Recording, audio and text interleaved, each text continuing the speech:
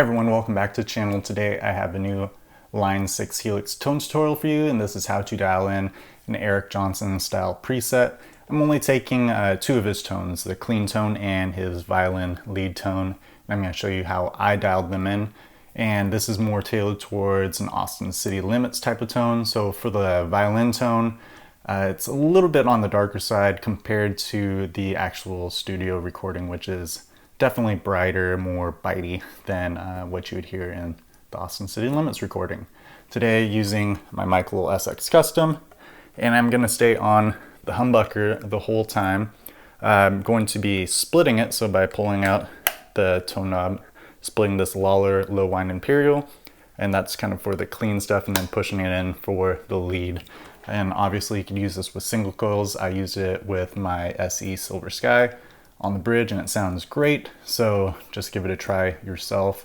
And as always with all my tutorials, you can follow the whole tutorial all the way through and dial it in yourself, or you can email me. My email's in the description box below, and you can get some info on how to purchase this preset. So I'm going to take you into HX Edit right now and show you how I dialed it in. Alright, so here we are. Let's start with the clean snapshot. So we have the US double verb, that's the amp, using the amp cab combo for this. Here are the settings right here. Tried to keep it decently close to how EJ would use his twins. And then this is the 2x12 double C12N using a 414 condenser. Put it a little bit closer to the center, gave it some low cut and high cut, and then bumped up the level.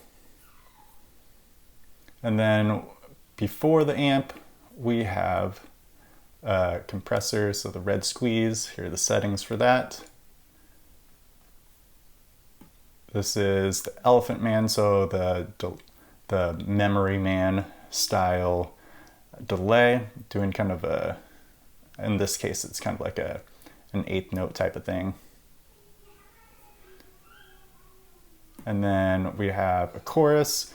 Now I would probably use something a little bit different if I could, like the 70s, but it's not letting me do that because this is a heavily populated preset. But here are the settings. And then I have the dynamic hall going right here. And here are the settings for that. So here's kind of what it sounds like. Again, the humbucker is split right now on the bridge, and forgive all the mistakes.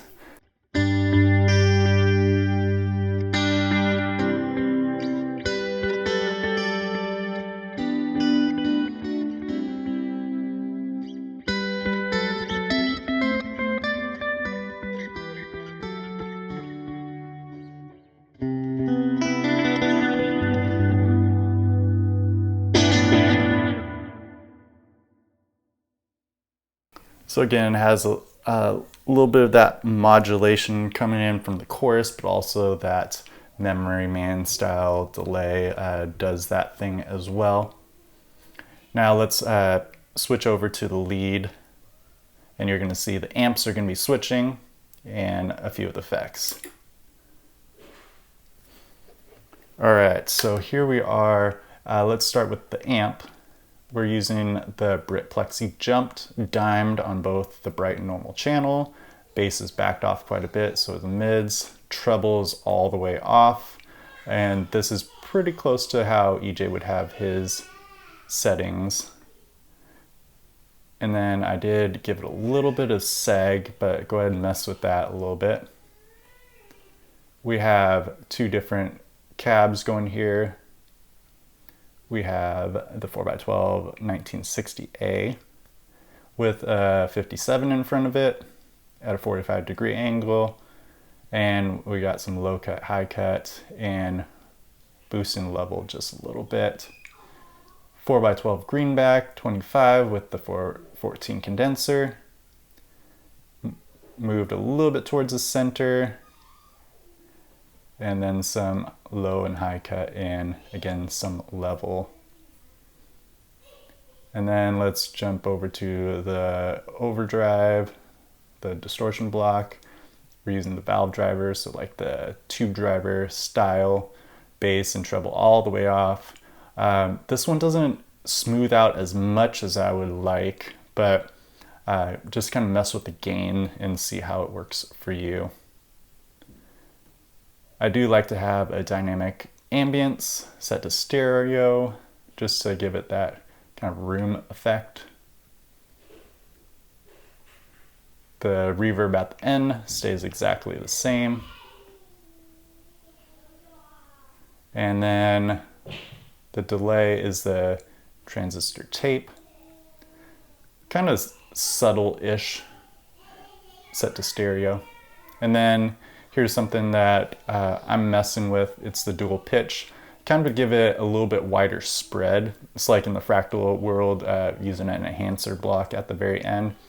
So intervals are set to zero, and then we go negative 10.8 cents, and then positive 10.8, and then give it a little bit of delay on both of those pitches, and then set the mix kind of low. Gave it a little bit of a level bump as well. And I think that is about it.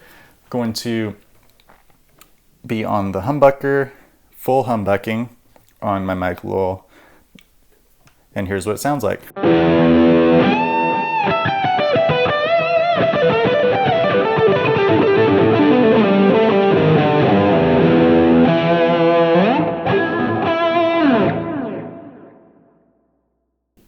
So it does the violin tone thing, and then if I would switch off this dual pitch,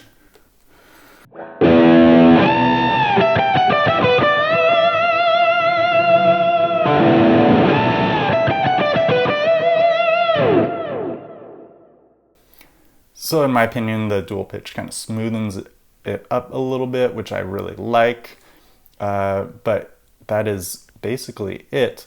Kind of mess with it on your own, make sure it works for your guitar. Also, I forgot to mention, I did give it some volume bump in the output block, and also we have some input gate as well. So mess with it yourself. Let me know what you think about it in the comment section below. Oh, and sorry about that. Let's go back. Here is another really important part. Parametric EQ. Sorry about that. So at low frequency, we didn't really do anything there. The mids at 920 hertz dropped it negative 5.1 dB, and then at 7,000 K or 7K dropped it 6 dB, and I believe gave it a little bit of a level bump right here.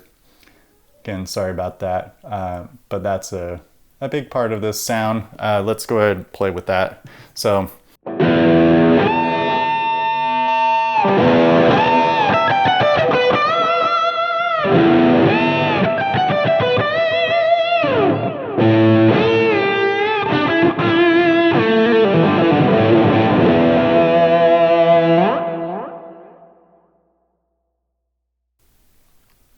So as you can see, it adds a little bit of a blanket over the tone, which is kind of that Austin City Limits thing, in my opinion. So that's a crucial part. Sorry, I left that towards the end, but go ahead, follow the tutorial. Let me know how you like it in the comment section below. All right, take care.